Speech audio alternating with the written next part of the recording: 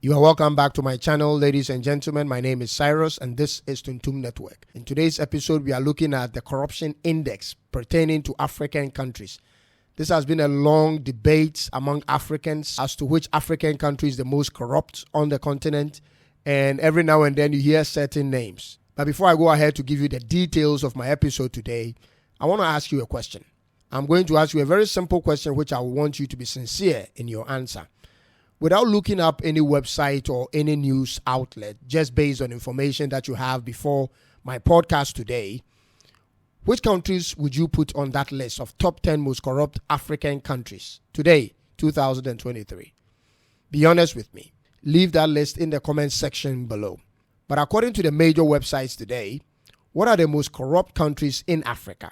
Do you know the answer? Surprisingly, the countries that I'm going to share with you being on the top 10 list of the most corrupt countries in Africa will shock you. These are names that I never thought would be on that list. And I hope you will stick and stay with me throughout this episode. But before that, I want to show you my sources. Where did I get all these stats from? But because of the sensitivity of this topic, I didn't want to base my research on just a few websites. I actually looked at more than 20 websites in coming to this conclusion.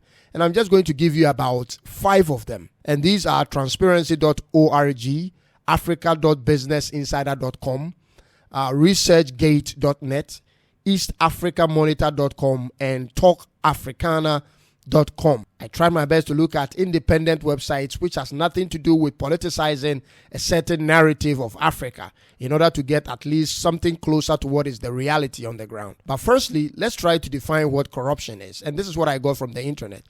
Corruption is defined as the dishonesty or fraudulent conduct, typically in the form of bribery. But if you look at other websites, you find other key phrases such as corruption perception, especially in terms of how people or nations or organizations are perceived. Bear this in mind. It's all about perception. It's usually about how other nations perceive other nations, or organizations perceive nations, or individuals perceive other people. Not necessarily evidence to show that one country is more corrupt than the other, but it's usually based on perception. But do you know how they determine which countries are more corrupt? Have you ever thought of that question? Well, this is what I found for you. It's determined by expert assessments and opinion surveys specifically for the public sector. It's a matter of perception. But the first question that came to my mind was this, as I did the research, was if 100,000 people in a certain country embezzles up to $1 million in a year, and another person, one individual in a different country embezzles $10 million on a monthly basis in a different country, which country at this point will be perceived as more corrupt? All these things, to my understanding, had to be factored into it because I didn't see all these indexes indicated on it. But one thing that was clear to me in this whole research was this: don't let people perceive you wrongly. Trust me, it's never going to work in your favor. But all the same, these are the countries in Africa that made the top 10 list of the most corrupt countries in Africa. This is the list. Number 1 is Somalia. Number 2 is South Sudan. Number 3 is Libya. You have number 4, Equatorial Guinea. Number 5, Burundi.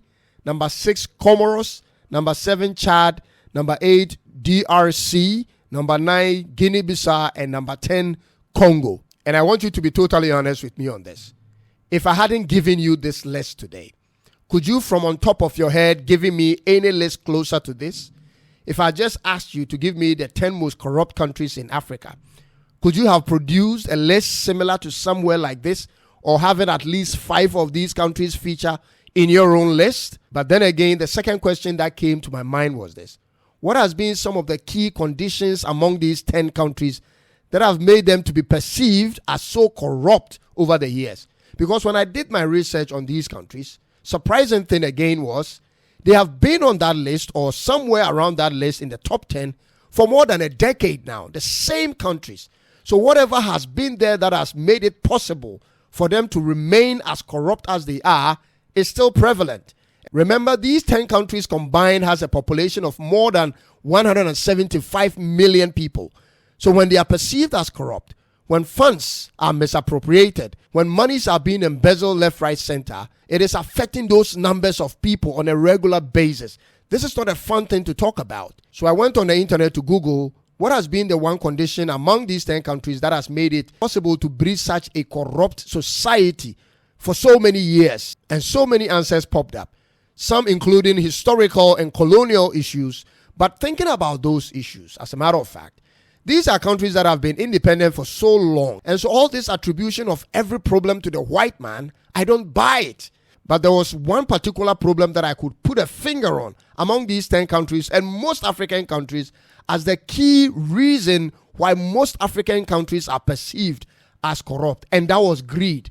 The greed to be in power, the greed to have more money, the greed to control everything, never desiring anyone apart from yourself and your family to be in control of all the resources and money in your country, the greed to always want people to come to you for all manner of supplies, and nobody being able to stand on your feet and then be able to work and cater for their families on their own.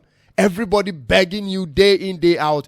This kind of greed, I believe, is the main reason why these countries are perceived as the most corrupt nations in the world. But will you live forever? Will your family be in power forever? I mean, all these things, they don't think about them. They think about them now. They think about all the control they can have, and that is just about it. Meanwhile, if you look across the indexes, you'll find other African countries that are doing pretty well, and that explains why the economies are so good, their countries are so developed and all that. Countries such as Seychelles, Cape Verde, Botswana, Mauritius, Rwanda, Sao Tome and Principe. These countries are seen as highly developed in Africa. And if you look at their condition, it's because they are very low on the corruption perception index across the world.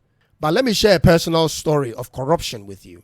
I lived in a certain country a long time ago, a country where I perceived the people in the country, especially their business people, as very, very corrupt. But in as much as they were corrupt and always wanted to engage in some form of corruption, they were yet afraid to do it. And the reason was they always knew there was a camera or an eye somewhere looking at them. And that is what I came to find out, that everywhere across the world, human beings are predisposed to do what is bad. They want to do what is bad first until the law catches up with them, and then they try to do what is right. But when they know that the law actually works and it doesn't respect your age, it doesn't respect your color, it doesn't respect your position at the workplace, then they know they have to be careful wherever they find themselves. And that is the condition we have in Africa. Corruption is everywhere because the laws do not work. When a person is perceived to be corrupt, when a person is caught in the act of corruption, what happens is the person is so confident that even if the law catches up with that person, he's able to maneuver his way and then get out of that case. And that has been the biggest challenge on the continent. And so my conclusion to this topic is this: wherever corruption abounds, rule of law is usually absent. Think about it. Wherever corruption abounds, there is no rule of law. Because if there was rule of law, people will be careful on how to manage monies, how to manage people, and how to manage resources. Thank you so much for being a part of this podcast. Please remember to subscribe, like, share, and leave a comment if you have to. Until I come your way again, God bless you, and it's bye-bye for now.